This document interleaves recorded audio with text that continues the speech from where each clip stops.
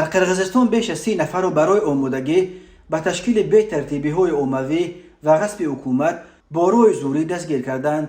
در این باره روز 6 یولی سال 2023 خدمات مطبوعات کمیته دولتی امنیت ملی قرقیزستان خبر داد.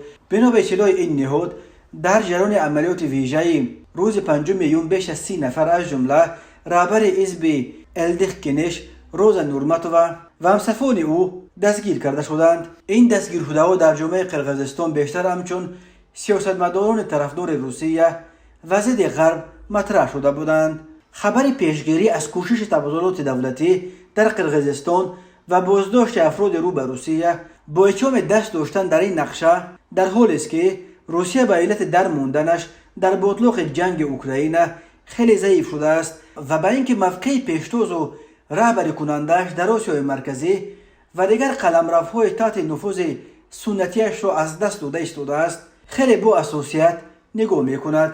کمیته دولتی امنیت ملی قرقیزستان خبر داد که بازداشت شدگان الکی به گناه خود اقرار کردند و در جریان گفت و گفت‌ها دلیل‌های شایع به دست آمدند که قصد جنایی آنها را تصدیق میکند. خدمات امنیت ملی در شرح این بازداشت‌های پرسر و صدا گفت این گروه جنایی در طول یک سال هدفمندانه به صف خود طرفداران را جلب میکرد و شهروندان سخت ناراضی را در سراسر کشور جمع آورد. تشکیل کننده این گروه رئیس حزب سیاسی الدخ کنش روزا نورماتووا بود. تحت رهبری او پیوسته ملاقات‌های گذرانده میشد که در آنها نقشه باروی زوری به دست آوردن حکومت بررسی میشد. شماره عمومی اعضای این گروه به حساب مقامات امنیتی بیش از 100 نفر از قشرهای گوناگون را تشکیل می‌دهد که هر کدام آنها وظیفه و نقش مشخص خود را اجرا می‌کردند. روزا نورماتووا سال 2012 رهبر ستاد طرفداران صادر جباروف و خمچبک توشیف بود. امروز این دو نفر صاحب قدرتند، یکی پرزیدنت و دومی رئیس امنیت است. نورماتووا یک وقت مدیر شعبه سیاست اجتماعی و رشد فرهنگی حکومت قرقیزستان نیز بود. او خود را آدم شوروی، حامی عنعنه و آیین‌های سنتی و مخالف به جامعه بار کردن ارزش‌های غربی می‌شمارد.